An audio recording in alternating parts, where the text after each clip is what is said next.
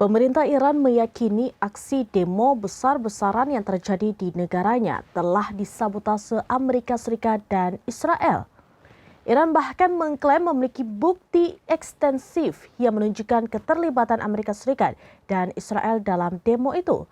Kabar itu disampaikan oleh Menteri Luar Negeri Abbas Araghchi dilansir pada Rabu 14 Januari.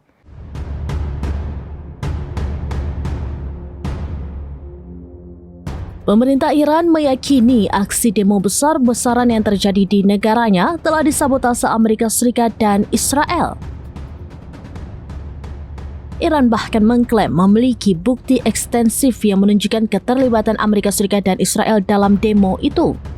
Kabar itu disampaikan oleh Menteri Luar Negeri Abbas Araghchi yang dilansir pada Rabu 14 Januari.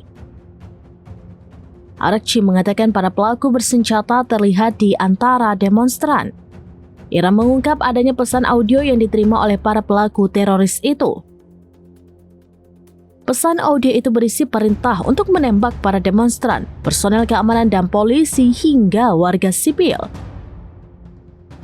Araghchi menyebut Iran memiliki bukti substansial bahwa beberapa pelaku menerima perintah langsung dari kekuatan asing.